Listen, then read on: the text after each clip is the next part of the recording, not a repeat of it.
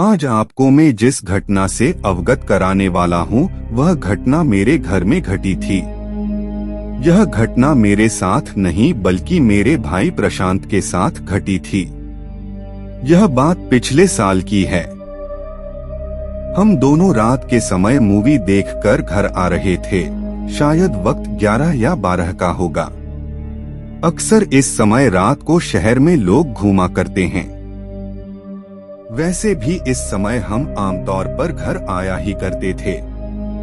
हम भी कई बार मूवी देखते हुए लेट हो जाते थे, तो इसी समय घर आया करते थे।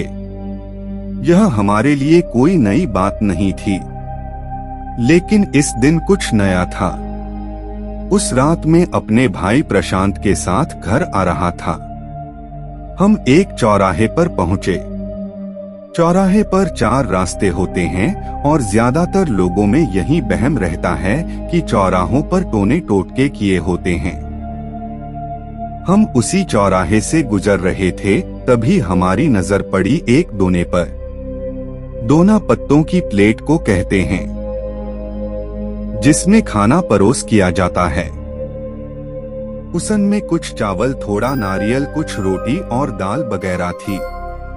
पहले हम उसे देखकर हैरान थे कि किसने उसे इस तरह चौराहे पर रखा हुआ। मैं प्रशांत को कह रहा था, पता नहीं कौन है जो चौराहे पर इस तरह सामान रख जाता है। प्रशांत मुझे कहने लगा, कई लोग बेवकूफ होते हैं जो टोना टोटका करते रहते हैं। इन चीजों से कुछ होता तो नहीं है, फिर भी लोग अपना पैसा खराब करते रहते हैं। मैं प्रशांत को कह रहा था, हो सकता है इसमें कुछ भी हो, इसलिए हमें इससे दूर रहना चाहिए। लेकिन प्रशांत कह रहा था कि टोना टोटका कुछ नहीं होता। हम दोनों आपस में बहस किए आगे जा रहे थे। प्रशांत मुझे बार बार कह रहा था कि टोना टोटका कुछ नहीं होता, लेकिन मेरे मन में वहम था। मैंने टोना टोटका के कई किस्से सुने थे। कई किस्से कहानियां तो हमारी शहर में सुनाई जाती हैं और गांव में तो यह कहानियां सुनाई जाती हैं, लेकिन शहरों में भी कई लोग हैं जो इसका इस्तेमाल करते हैं। हमारी सामने सबूत था, इस टोन में ये खाना टोना टोटका ही हो सकता है। आखिर कुत्ते के लिए कोई इस तरह से सजाकर खाना क्यों रखेगा? इसी तरह से हम दोनों बातें किए जा रहे थे। प्रशांत मुझे कह रहा था कि मैं कितना वहमी हूँ, लेकिन मैं प्रशांत को कह रहा था कि हमें क्या करना, चलो आगे चलते हैं। मैंने यह कहा ही था, तभी प्रशांत ने कुछ कदम आगे भागे। जैसे उसने भागते हुए अपने पैर से उस टोन को उड़ा दिया। उसने सारा खाना नीचे गिरा दिया था। मैं प्रशांत की तरफ देख रहा था कि आखिर वह कर क्या रहा है। प्रशांत ने उस खाने को गिराया और मेरी तरफ देखकर हंसने लगा। वह कह रहा था, देखो टोना टोटका कुछ नहीं होता है, ये लोगों का वहम होता है। मैंने देखो कैसे सारा खाना गिरा दिया। मैं प्रशांत को कह रहा था कि मानो ना मानो, चाहे इसे टोना टोटका ना ही मानो, लेकिन यह खाना तो था ही। हो सकता है इसे कोई खाता, लेकिन तुमने पैर लगाकर गलत किया है, इसे पाप लगता है। प्रशांत हमारे तरफ देखकर हंस रहा था। ऐसे ही हम बातें करते करते घर को आ गए। घर आकर मैंने किसी से इस बात को नहीं बताया। उसके बाद हम एक ही बेड पर दोनों लट गए। यह कमरा हम दोनों का था। हम दोनों यहीं पर रहा करते थे। मम्मी और पापा दूसरे कमरे में रहते थे। ऐसे ही बातें करते करते हम सो गए। उसके बाद वक्त होगा सुबह 4 बजे का, अभी अंधेरा ही था। तभी चिल्लाने की आवाज आने लगी। पहले तो मेरी नींद खुली और मैं बाहर की तरफ देखने लगा। मुझे लगा शायद बाहर गली में कोई चीखें मार रहा है, लेकिन फिर से चीखों की आवाज ने मेरा ध्यान खींचा। यह मेरे साथ सोया प्रशांत मार रहा था। पहले तो मैं डर गया कि ये क्या हुआ है। उसके बाद मेरे मन में ख्याल आया शायद प्रशांत कोई सपना देख रहा होगा। मैंने प्रशांत को हाथ लगाकर उठाना चाहा, काफी देर तक वह चीखें मारता ही रहा। तभी पापा भी कमरे में आ गए। जैसे ही पापा कमरे में आए तभी प्रशांत उठ गया और हमारी तरफ देख रहा था, क्योंकि हम दोनों उसके सामने खड़े थे। प्रशांत हम दोनों को देखकर हैरान था। वह कह रहा था कि इतनी रात को तुम मेरे सामने क्यों खड़े हो और पापा यहाँ कमरे में क्या कर रहे हैं? मैंने प्रशांत को बताया कि तुम रात को चीखें मार रहे थे, इसीलिए पापा भी यहाँ पर आए हैं। तो प्रशांत ने कहा, पता नहीं यह कैसे हुआ। तब पापा ने कहा, तुमने कोई डरावना सपना देखा होगा। तुम वैसे भी हॉरर फिल्में देखते रहते हो, इसीलिए रात को डरते हो। कल से तुम्हारी हॉरर फिल्में देखना बंद। तुम अब से सिनेमा नहीं जाओगे। इतना कहकर पापा वहां से चले गए। मैं प्रशांत पर गुस्सा था कि पता नहीं उसने क्या हरकत की है, इससे हम दोनों की फिल्में देखना बंद कर दिया गया है। पापा अब सुबह हमें डांटेंगे, यह सोचते हुए मैं सो गया। दूसरी तरफ प्रशांत भी सो गया। उसके अगले दिन हम दोनों में यही चर्चा चलती रही। हम यही बातें कर रहे थे कि रात को हुआ क्या। प्रशांत कह रहा था उसने कोई डरावना सपना भी नहीं देखा, लेकिन यह कैसे हुआ था। लेकिन जो उस रात हुआ था वह तो कुछ भी नहीं था, जो आगे होने वाला था वह तो उससे भी बुरा था। अगले पूरे दिन प्रशांत का स्वभाव कुछ अलग ही था।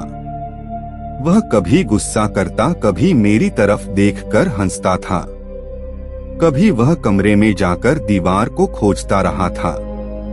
पापा भी मुझे पूछ रहे थे कि आज से हुआ क्या है, यह कैसी हरकतें कर रहा है।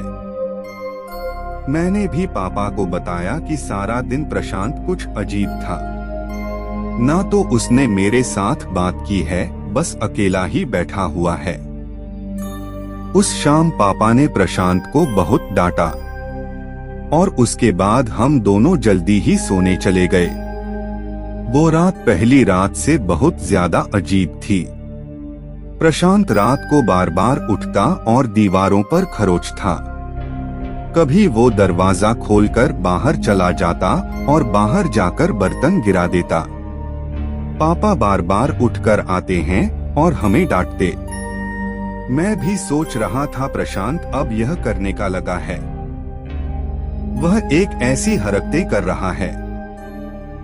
मैं प्रशांत से बार बार पूछना चाहता कि क्या हो रहा है, लेकिन प्रशांत मुझे गुस्सा होकर डांटने लगता। वो डटता भी अजीब बातों पर था जो हो ही नहीं रही थी। वह मुझे कहता, तुम मुझे क्यों मार रहे हो, तुम मुझे क्यों पीट रहे हो, तुम मेरा गला क्यों घोट रहे हो। मैं भी समझ नहीं पाता प्रशांत कैसी बातें कर रहा है। यह बहुत ही अजीब था। यह दूसरा रात थी जो हमने ऐसे गुजारी। उसके बाद तीसरा दिन तो बहुत ही अजीब था। हम जब सुबह उठे तो प्रशांत मेरे कमरे में नहीं था। मैंने कमरे की चारों तरफ देखा तो प्रशांत वहां नहीं था। मैं भागकर बाहर गया कि प्रशांत कहाँ है। जब मैंने बाहर जाकर देखा तो प्रशांत बाहर ही मिट्टी में लौट रहा था। वह बहुत ही अच्छी तरह से लौट रहा था, जिसने मुझे डरा दिया। प्रशांत की आंखें लाल हो चुकी थी, जैसे मलमल कर उसने अपनी आंखें ये से कर ली हो। मैं बहुत ज्यादा डरने लगा था। पापा भी बाहर आए और प्रशांत को ऐसी देखकर वह भी घबरा गए। पापा कहने लगी, क्या हुआ है इसे? 2-3 दिन से यह बहुत ही अजीब हरकतें कर रहा है। मैं भी पापा को बता रहा था, पता नहीं कैसी कैसी हरकतें कर रहा है। पापा मुझे बार बार पूछ रहे थे कि आखिर हुआ क्या है। पहले तो मैं समझ नहीं पा रहा था, लेकिन बाद में दिमाग में ख्याल आया कि प्रशांत यह सब उस दोने को टक्कर मारने के बाद से कर रहा है। हो सकता है वह किसी ने टोना टोटका किया हो जिसे प्रशांत ने लात मारी थी। मैंने पापा को यह सब बता दिया। उसके बाद पापा मुझे डांटने लगे। पापा मुझे कह रहे थे, तुम्हें कितनी बार कहा है ऐसी चीजों पर पैर नहीं रखते, तो क्यों गलती की तुमने। मैं भी समझ गया था कि ऐसे टोने टोटके से दूर रहना चाहिए। उसके 2-3 दिन बाद तक प्रशांत बहुत ही अजीब अजीब हरकतें करता रहा। हम कभी किसी मजार पर जाते और कभी किसी मजार पर, लेकिन प्रशांत को राहत नहीं आ रही थी। वह तो जैसे दिन ब दिन पागल सा होता जा रहा था। हमें समझ नहीं आ रही थी कि क्या करना है। मजार में जाकर हम पैसे खर्च कर आते, कभी वह कैसा टोना टोटका करते, कभी वह कैसा झाड़ फूक करते, लेकिन उसका असर कुछ भी नहीं हो रहा था। हम अब यह समझ नहीं पा रहे थे कि यह वाला को कैसे दूर करें। अब प्रशांत बड़ी अजीब अजीब बातें करता, जैसे उसके शरीर के अंदर वह नहीं कोई और हो। वह बातें करता कि उसने मुझे मार दिया है। वह इस तरह से मेरे साथ करता था। वह ऐसे बातें कर रहा था जैसे उसके शरीर के अंदर कोई आत्मा गई हो। वह बार बार हंसता और मारने की कोशिश करता। उसमें अजीब सी ताकत आ गई थी। इस तरह से राहत न मिलने के बाद हमारे पड़ोसी ने पापा को बताया कि एक मंदिर में पुजारी है, वह इस तरह के टोने टोटके से छुटकारा करता है। हमें उसके पास जाना चाहिए। इसके बाद में और पापा हनुमान जी के मंदिर में गए। वहां पर पुजारी ने प्रशांत के सर पर कई तरह की पूजा की।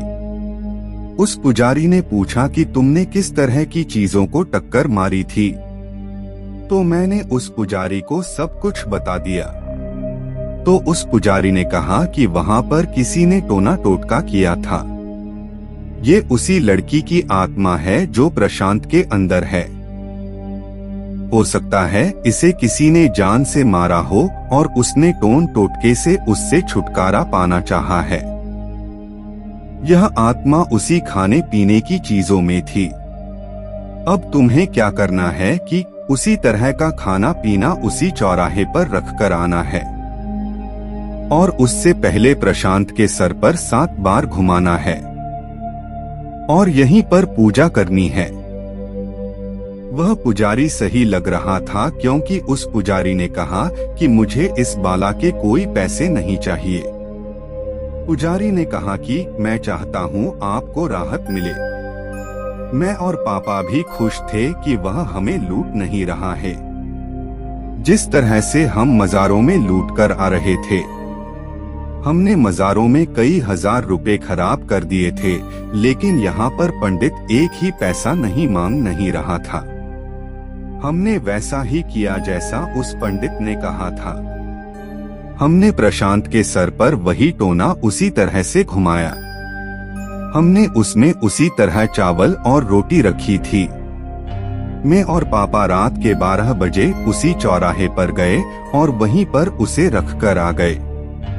उस पंडित ने कहा था कि जब उस टोन को वहां पर रखो, उसके बाद सीधा घर आ जाना, वापस मुड़कर नहीं देखना और वहां रखने के बाद उस टोन को दोबारा छुआ तक नहीं। अगर किसी ने दोबारा उस पर लात मारी तो उस पर उस भूत का साया हो जाएगा, और अगर उसे कुत्ता बिल्ली खा गए तो उस आत्मा को इस धरती लोक को छोड़कर जाना ही पड़ेगा। इससे उसका मुक्ति हो जाता है। पंडित ने जैसा कहा था हमने वैसा ही किया। हमने टोना वहां रखा और वापस मुड़कर नहीं देखा, सीधा घर आ गए। उसके बाद अगले दिन से प्रशांत की हालत सुधरी। वह सही तरह से बातें करने लगा। हम भी खुश थे कि हमें अब आराम मिला था। उस पुजारी ने हमें बड़ी बला से बाहर निकाला था। हमने उस पुजारी का धन्यवाद किया। आज भी प्रशांत को उन बातों के बारे में जरा भी नहीं पता। उसको यह नहीं पता कि उन 5 से 6 दिनों में क्या हुआ। वह हमसे यही पूछता रहता था कि आखिर मुझे 1 हफ्ता हुआ क्या, जो मुझे कुछ याद नहीं आता। हमने कभी प्रशांत को यह बात नहीं बताई ताकि वह डर ना जाए, लेकिन प्रशांत को यह जरूर बताया था कि उसने टोन पर टक्कर मारने के बाद उसके हालात कुछ खराब हुए थे। उसकी सेहत खराब हुई थी। प्रशांति अब जानता था कि वह इस तरह के टोने टोटके पर लात नहीं मारेगा ताकि उसकी सेहत दोबारा खराब ना हो। लेकिन मैं और पापा सच जानते थे कि प्रशांत के साथ क्या हुआ है। हमने इस राज को राज ही बनाकर रखा।